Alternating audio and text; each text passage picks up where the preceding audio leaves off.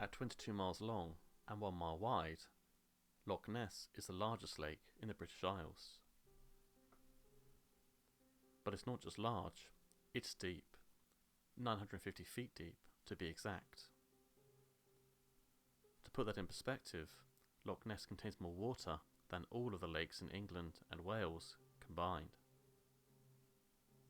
If there were to be any body of water large enough to conceal the existence of a large creature, unknown or lost to science, it would be here.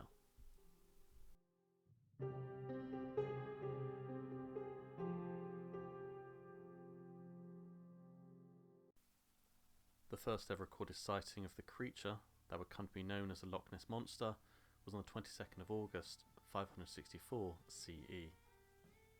An Irish monk, later to become canonised as Saint Columba, was staying at the mouth of the River Ness. During his stay, he sent one of his companions to test the water. Shortly after stepping into the water, a monster appeared, at which point Saint Columba stepped forward, made the sign of the cross, and banished the creature to Loch Ness. So it seems we have Saint Columba to thank for one of the most enduring and popular cryptid legends of all time. The monster wasn't sighted again until the early 1900s, but this was because Loch Ness, where the monster was banished to, was extremely difficult to access. This would all change in April 1933, when a road was constructed that would pass right next to Loch Ness. Within a matter of days, sightings of a creature in Loch Ness would be reported, and the sightings have continued to this day. It was around 3 in the afternoon of the 14th of April 1933 when Mr. and Mrs. John Mackay were returning home from a trip to Inverness. Mrs. Mackay sighted something she initially thought to be 2 ducks fighting, but the more she looked, the more she realised the disturbance in the water was far too large to be ducks. She turned to her husband and pointed a shaky finger to the water as she asked, "What's that, John?" John pulled up, and the two of them watched as a large creature surged towards the pier on the other side of the loch. As they watched on, they witnessed 2 black humps rise and fall in the water before the creature sank out of sight. What makes this story compelling is that it's unlikely Mr. and Mrs. John Mackay would have known about the story of Saint Columba banishing a monster to Loch Ness, so it's difficult to dismiss this sighting as them seeing something they wanted to see. Additionally, neither Mr. nor Mrs. Mackay attempted to publicise the sighting. The story only made its way to Alex Campbell, a local correspondent for the Inverness Courier, through the local rumour mill. After picking up the story and speaking with the Mackays, he submitted it to his editor, who then remarked, "If it's as big as they say it is, it's no creature, it's a monster." It took over 1,000 years, but the creature finally had its christening. From this point forward, it would be known as the Loch Ness Monster, and later Nessie for short. On the 22nd of June 1933, at around 4 in the afternoon, Mr. and Mrs. George Spicer were returning to London after a holiday in the Scottish Highlands. When 200 yards ahead, they saw a large object that looked like an elephant's trunk stretched across the road. It was only when it started to move that they realised that it was a neck. This was then followed by a grey body Mr. Spicer describes as being 5 foot tall, and it moved jerkily across the road. Because they were on a slope, they were unable to see if the creature had legs, and while they couldn't see a tail, they could see it carrying something on its back. 6 months later, in January 1934, a veterinary student by the name of Arthur Grant would later claim that he too saw a long-necked creature cross the road. It crossed so closely that he nearly hit the creature with his motorbike. On the 12th of November 1933, the first ever photo of the Loch Ness Monster was captured by Hugh Gray. He was walking along a bluff above the loch, and having seen the monster before, he had a camera to hand in case it reappeared. As he sat down, he saw something large rising out of the water, about 200 feet away, and took this photo. The lack of clarity of the photo is one of the reasons it's not more well known. Even Hugh Gray chose not to have the film developed. It was in fact his brother who had it developed 2 weeks after the fact. It would go on to appear in the Scottish Daily Record and the London Daily Sketch. The Kodak Film Company would endorse the image as authentic, having seen no evidence that the negative had been retouched. The clearest photo ever taken of the Loch Ness Monster was taken on the 1st of April 1934. When it was first published in the Daily Mail, it sent shockwaves around the world. In addition to the clarity of the photo, the person who had taken the photograph was a doctor by the name of Robert Kenneth Wilson. The photo would become known as the surgeon's photo. Not only was he a doctor, but he was also a war hero, having fought in both world wars. Robert Kenneth Wilson's credentials as a man, surgeon and war hero put him beyond reproach. Besides, what would be his motivation to fake the photograph? Unfortunately, 60 years later, the famous photograph would have become infamous when it was discovered that the photograph was in fact a hoax.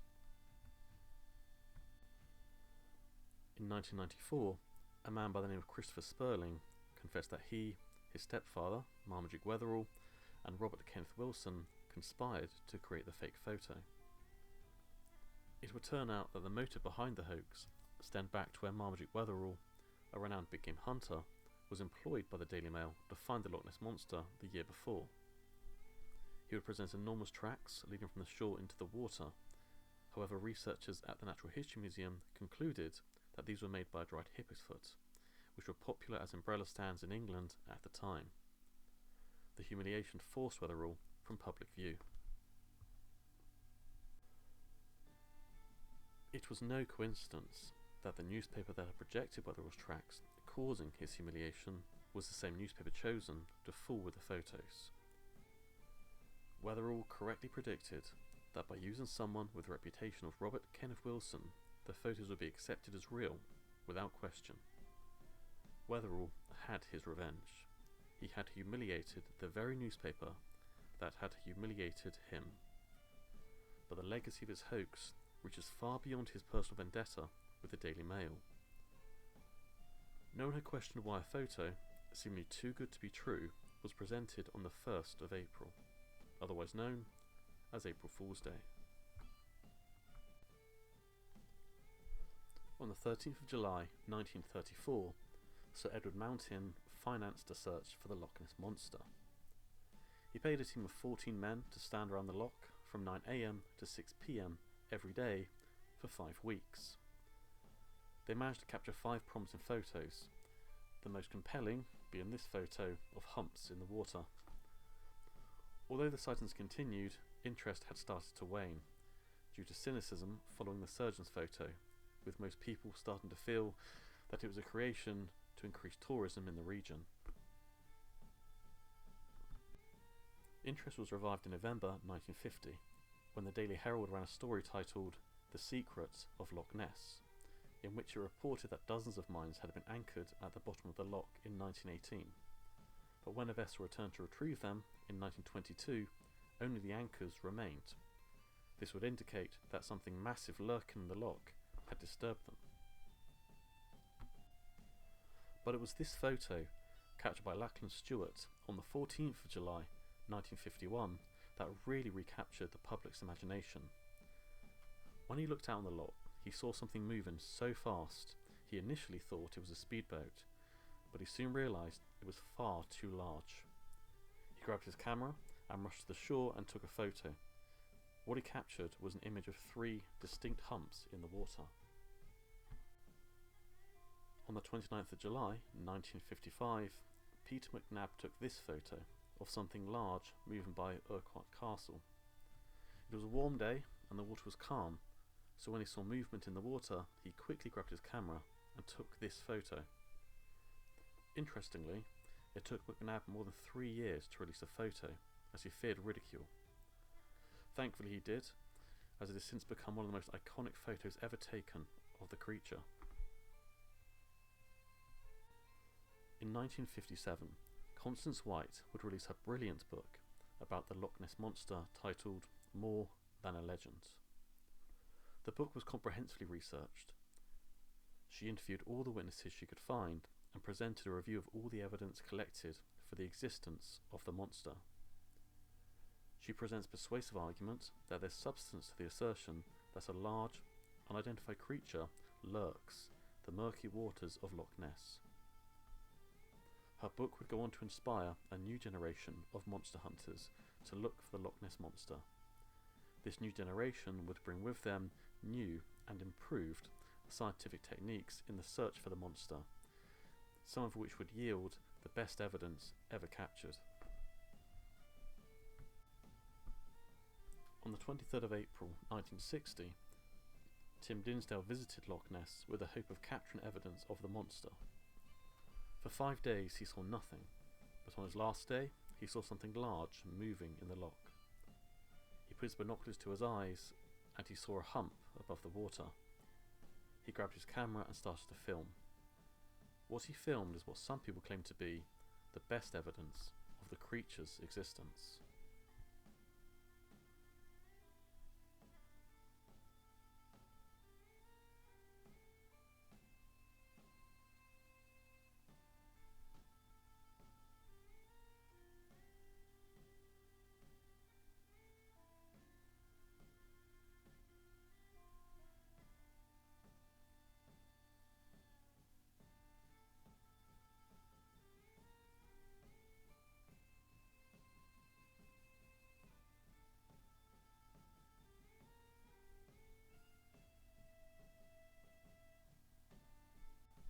In 1966, the film was analysed by Air Force intelligence, which concluded that the object was not a boat or a submarine, and later by computer enhancement experts at NASA. What NASA found was staggering. Upon closer inspection, they saw 2 other parts of the body also break the surface next to the main hump. This meant that whatever Tim Dinsdale had filmed was without doubt a large creature swimming in the loch. To provide a size and speed comparison, Tim Dinsdale used a 14-foot fishing boat to travel the same path.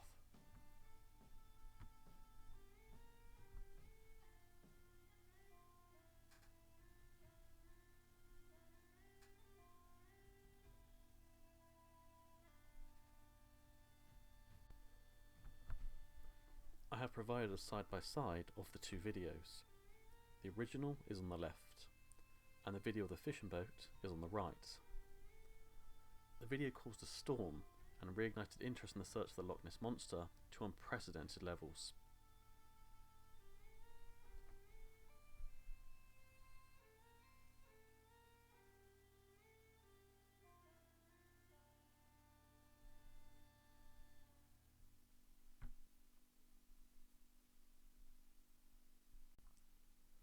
In 1972, Robert H. Rines, president of the Academy of Applied Science, led a research team to uncover evidence of the Loch Ness Monster using the new technology of sonar.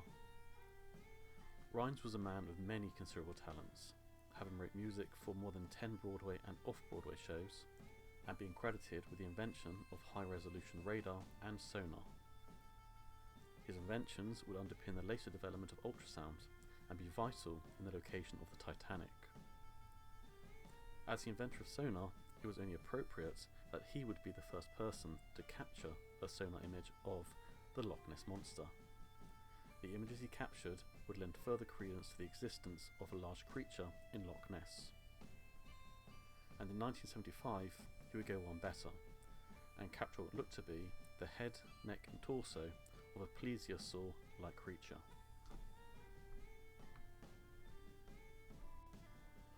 Operation Deep Scan was conducted in 1987. It consists of 24 boats deployed across the width of the loch. Each boat was equipped with echo-sounding equipment. During the scan, scientists made contact with an anomalous object of unusual size and strength. When sonar expert Darrell Lawrence, who donated the equipment to the operation, was asked to analyse the findings, he stated, There's something here we don't understand, and there's something here that's larger than a fish. Maybe some species that hasn't been detected before. I don't know.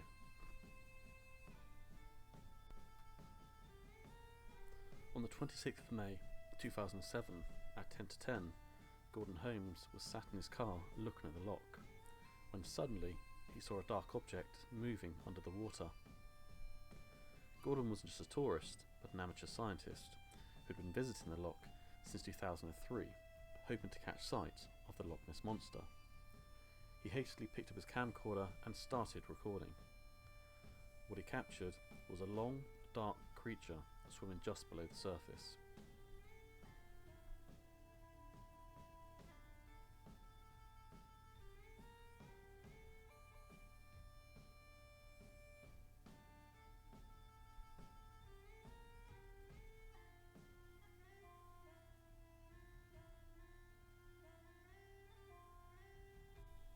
In November 2011, George Edwards took a photo of what was believed to be the best photo of the Loch Ness monster in recent times.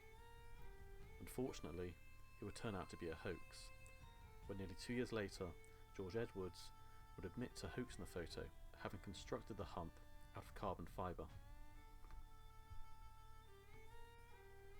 In April 2014, a creature measuring around 50 foot in length was captured by a satellite in Apple Maps.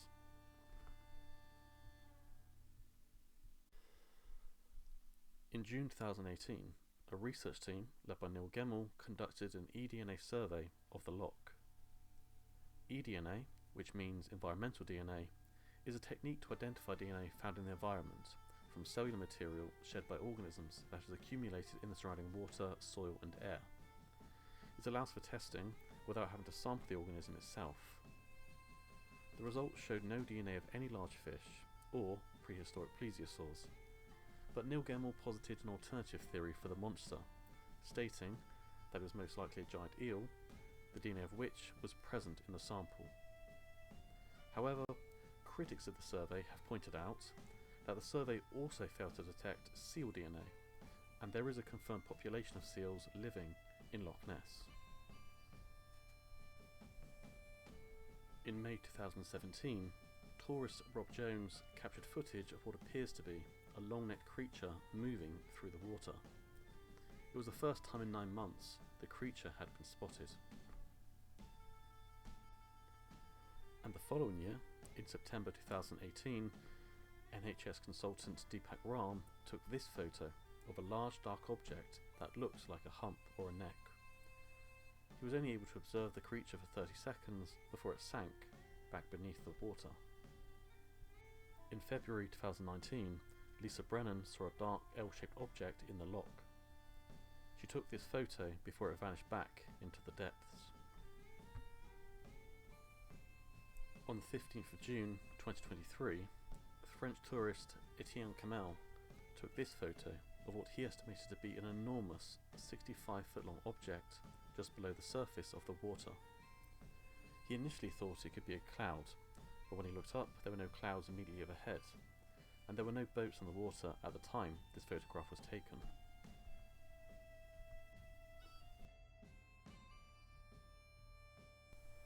For every hoax that strengthens the cynicism of non-believers, there are new photos and videos that vindicates those that hold firm in their belief in the existence of a large creature inhabiting the waters of Loch Ness. Some believe that there are caves under Loch Ness that connect it to the sea. Sonar expeditions have uncovered huge unexplored caverns that could lead to cave systems, which would lend credence to this theory. This would also explain why sightings of the Loch Ness monster is so sporadic, and why the eDNA study didn't capture DNA evidence of the creature. Those taken in by the surgeon's photo were not exclusive to the United Kingdom. The image had been seen around the world and accepted by millions as evidence of one of the world's most famous cryptids. Once the shock of the hoax had subsided, what took its place was a culture of deep suspicion and incredulity when presented with supposed photographic or video evidence of cryptids. Reputations were no longer enough to demonstrate reliability, and Weatherall had shown the world that, despite the popular adage, The camera not only lies, but it lies very convincingly. This incredulity would extend to all fields of cryptid research, most strikingly demonstrated with the reaction to the iconic Patterson-Gimlin film. When it comes to cryptozoology, there appear to be three main types of people: those who want to believe, those who refuse to believe, and those who are afraid to believe. Until a body or carcass is found, the debate will continue to rage. Unfortunately, if a creature like the Loch Ness Monster really does exist, its carcass will most likely sink to the bottom of the loch, never to be discovered. If a body of the monster ever does wash up, it may prove its existence, but it may also be the last of its kind. And rather than embracing and enjoying the possibility of its existence whilst it was alive, we were too busy arguing about whether it existed to truly appreciate the wondrously and endless possibilities for life on this miraculous planet that we all share.